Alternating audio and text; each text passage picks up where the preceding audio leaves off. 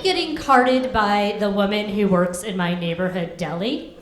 And I know we should be really flattered when we get carded, but once you hit 30 and you get carded, you can't help but feel like, really? Are you screwing with me? Because let's just take a step back and take in this situation you see before you. I am standing here in a mom cardigan down to my ankles. I'm purchasing a $3 bottle of Chardonnay and a single roll of toilet paper on a Friday night.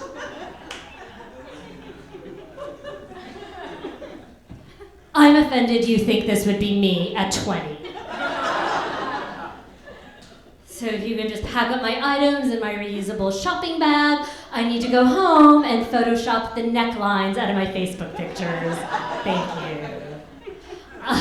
Facebook has made me the laziest person ever. I'm friends with all these old classmates from school on Facebook, and do I put any effort in actually catching up with them or acknowledging that we're entirely different people from the last time we've seen each other? No, I'm just like, oh, Jordan Schwartzbaum, the last time I saw you, you peed in the sandbox.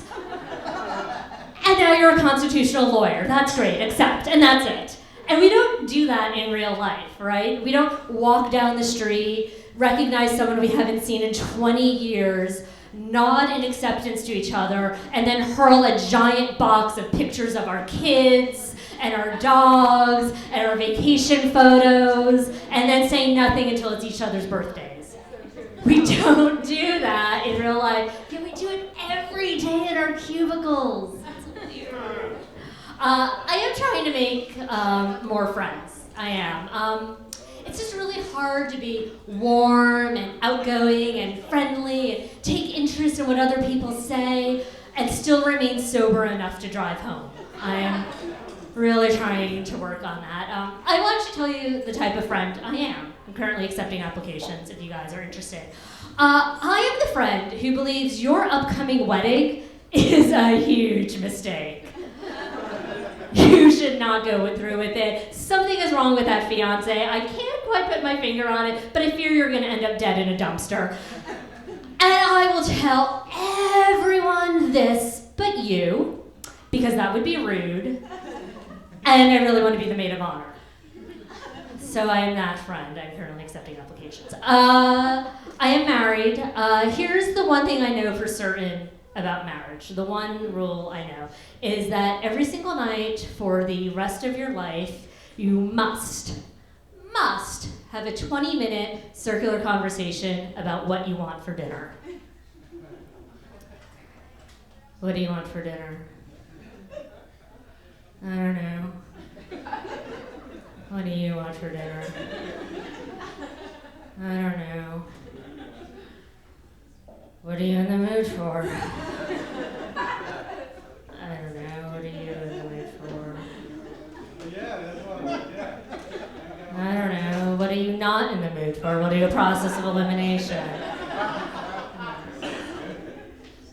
Tacos. We can make tacos. No, I don't want tacos. Why didn't you say that when I asked you what you were not in the mood for? Well, I didn't know I didn't want tacos until you said tacos. Okay, fine. No tacos. Yeah.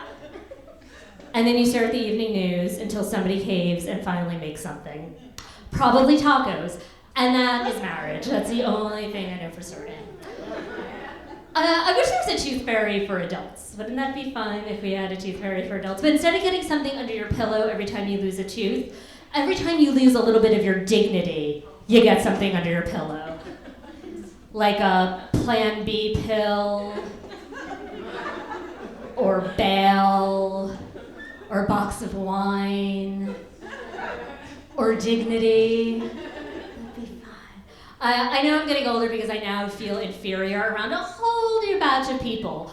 I used to feel really silly around the really tall and the really skinny. Now I just feel inferior around that kind of smelly, really hairy guy at the supermarket who had the mind to bring his own reusable produce bags while shopping. I hate getting stuck in the back of the line with that guy because his bounty just looks like a gorgeous cover of Moral Superiority in Wine magazine. while my groceries just looks like what's left over at the bottom of a garbage can after the garbage truck dumped it out. Just like a potato chip sack marinating in garbage juice. So that's my new thing. I was a terrible math student, if you cannot tell by the career choices you see before you right now.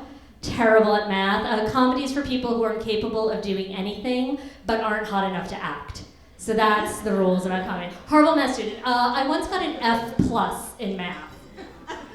I was so terrible at math, I actually got a grade that was not mathematically possible. What does the plus, how do you fail plus? Plus more parental disappointment, maybe? Maybe if the plus sign was replaced by the letter U, I could better understand that grade. So life is officially a slow march to death when you get invited to game night. Once game night becomes a part of your social calendar, you guys, it's over. It's over. Your youth is over. The party is over. In fact, all parties are over. It is just categories in the suburbs until you drop dead face down in an egg timer. I don't know what happens at some point when we can't socialize anymore. We just need rules and regulations and little plastic pieces. Wasn't there a moment that all we needed was booze, talking trash about people who aren't in the room, and denying that you were the one who threw up in the kitchen sink? And that was enough for a party. Now we do this. So guys, I will leave you with two thoughts. If you've seen me at game night, I don't want to hear about your master cleanse. I don't want to know about your master cleanse. I don't want to know what's going in you. I don't want to know what's coming out of you. I don't want the recipe. I don't want the DVD. I don't want the book. I'm never ever buying cayenne pepper in my life. I don't go on any diet that sounds like a war crime. That is my rules about master cleanses. If you guys ever find yourself bored at a restaurant, I recommend watching a group of women divide a check at the end of a meal. It is unbelievable because we just use our nitpicking skills to be awful to each other. And there's always that one friend who's the control freak who's gonna totally figure out the check for everybody else, and she has her little tip calculator ready to go. Okay, so you guys, we need $13.66 to cover the 9% tip. Why? Because that waitress gave me a weird look and I don't like her. So, Amber, you had that extra iced tea, but Jenny, I did see you got that extra jalapeno popper. Yeah, we all saw that. So, Jenny, you put in $1.16, and Amber, you put in $2.16. Now, Lori, you had the same meal as Nancy, but you did have the shrimp, so you're gonna have to put $6 more in. But I did notice that Meg owes you $1 from 4 months ago. Remember that, Meg? So Meg, you put in $1, and then Lori, you put in $5, and wait, I have to start all over again. So Amber, and at that point, I'm just happy to pay the check for everyone. You guys, my name is Laura Mannino. Have a great night. Thank you.